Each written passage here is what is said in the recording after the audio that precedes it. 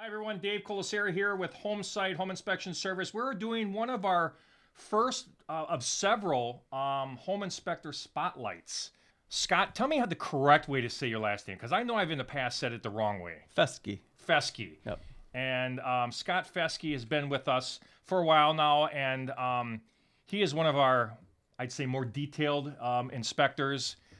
He does a great job as far as doing most of the inspection on site. And the purpose of these particular meetings is not specifically just to talk about home inspection, but to kind of get behind our inspectors and who they are. Scott, you have been here for a little over a couple years, or about a couple years approximately. And what brought you to home inspection? What made you want to be a home inspector? Because I have to admit, you have been the most passionate person in wanting to become a home inspector.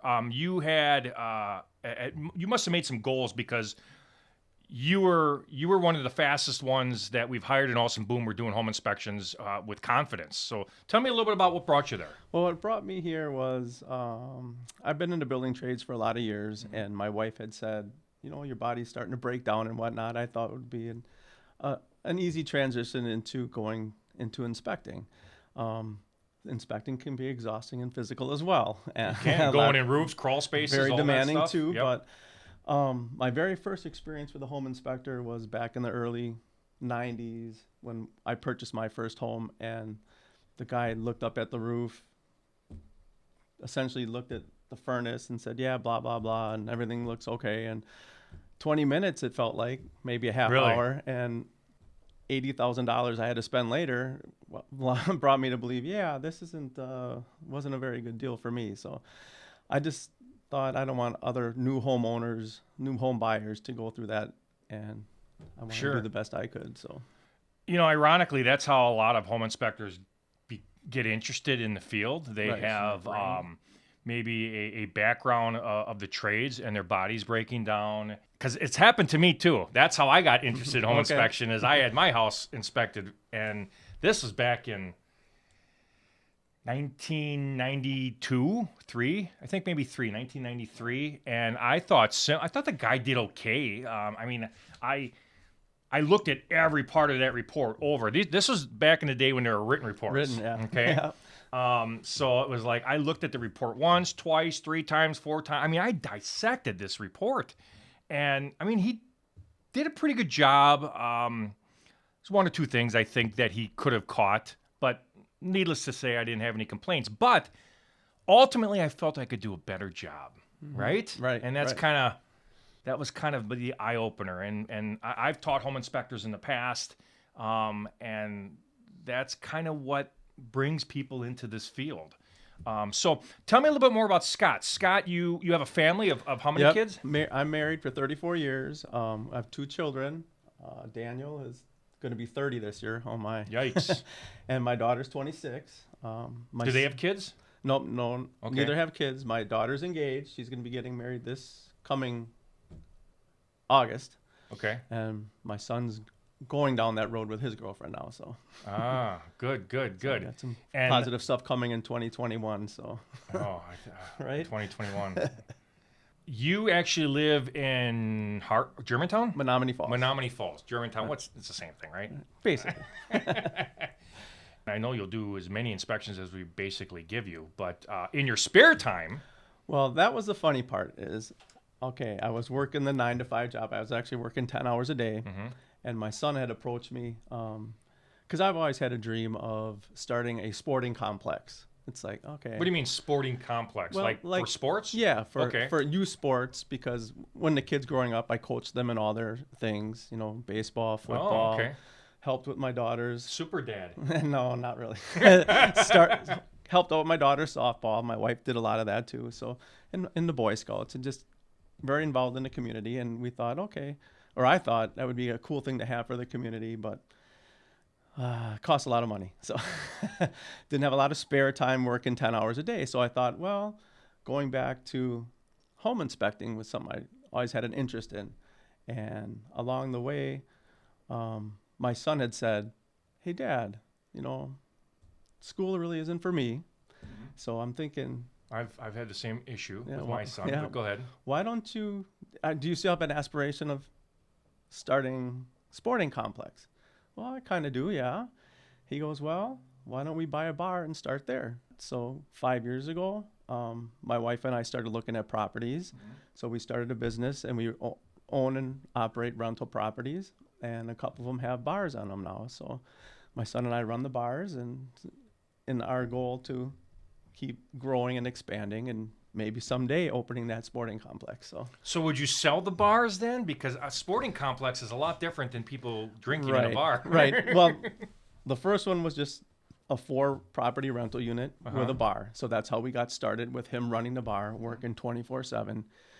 And after that, in 2017, we purchased a standalone bar with volleyball court and things like that. So we're introducing those things as well. So we're getting leagues going and learning how to operate those. It sounds funny, but there's little things you need to do to help that run smoothly. Sure, I can imagine. And so put on a kitchen there, so do the food aspect of everything too. So you're doing a lot of renovation on these properties as well? Yeah, when we can't afford a lot, so we buy what's available and fix them up. And the Saukville property, we had to put a lot of money in renovations into the rental properties, and then a little bit to the bar area. And then in West Bend, we actually put on a kitchen and did those larger renovations to get ourselves going. Sure. To that, so direction. you're and I've met your wife, your wonderful wife. Tell me about her. Cindy is amazing. She's the driving force between our rental properties, our bar, and her and my family were big on pushing. Yeah, you're about to retire there, I think, as well. Because I was content. I was making pretty decent money working where I was working. I had 5 weeks of vacation, all that stuff going for me. But it's like the place was just toxic to work at. Oh, I so know that feeling. So remember that out there. It's not about money. Yeah, it's about quality of life. That's right. That's what it's all about. It was breaking me down mentally as well as physically. So they were very supportive, and especially my wife, and said, you need to do what's going to make you happy. So I thought, okay, running the bars and the rental units, I'd have a little free time to do inspecting on the side, because I like doing that, And again, like I said, inspecting can be exhausting, and a lot going on there too. Especially in summer. And so, but I love to do it, and my drive to work through it fast in the beginning and learn everything I could, that was forcing me to, get out on my own and just do what I wanted to do. And here you are. Yeah. That's great. You've been married for how long? 34 years. 34 years. Yeah. That's something to be said. Going on 34. Going on 34. Yeah. That's something to be said. I don't even know if this question's valid, but are there any hobbies? Not anymore. You inspect for us a lot. Yeah. And you're probably enjoying a little bit of free time, not being so busy now. But I've also heard, this was through your wife now, that she just kidding. You can't take boredom. Yeah, or extra time very well. You always have to be doing something. Yeah, I get fidgety, and you just got to keep going. It's got to keep you young, though. Yeah, keep the mind sharp. And young, and then some days I feel old because. yeah. But yeah, I used to bowl and things like that. Oh, I did too. Yeah. So, but. What was your average? 198 when I stopped. Oh, you retired. So did I. I wasn't as good though. So never got a 300, 299 a couple times, but. Oh, was it nerve-wracking that last ball? The first one was, yeah. The second one was upsetting because it was perfect. It's like, really? Oh man, I would have retired right there. Yeah. You've actually, when you fix up these properties, how do you balance? Let's talk balance. How do you balance all this stuff? How do you balance the bars? I don't think you're physically operating the bars, right? No, I'm not. My son, he's doing the rental properties? day-to-day operations. I don't work Monday mornings or Friday afternoons because I take the time to focus on the bars. The preventative maintenance is a big thing for a lot of properties. People going into purchasing homes and whatnot, that is a big key to keeping your house safe, keeping it running correctly, is the lack of maintenance we see out there is just, that's what kills a lot of homes and wears out things easy. And so It's like, take care of your house will take care of you, yeah, right? yep, Take care of your body will take care of you. Yep. It kind of goes hand in hand. But yeah, I mean, how many properties do we go to, and it's like the inside may look nice, but they haven't touched anything on the outside, Right. and it's just like, oh Lord, you need this, you need this, you need this. and it's as simple as opening the furnace filter and you see it's dirty. Well, that's just taxing on the furnace itself. And it just, so we have a list of preventative maintenance at each of our properties that I focus on, monthly, once a week at each place, focus on different areas. I have a monthly checklist to make sure we're doing things that we need to do, and so things don't break down.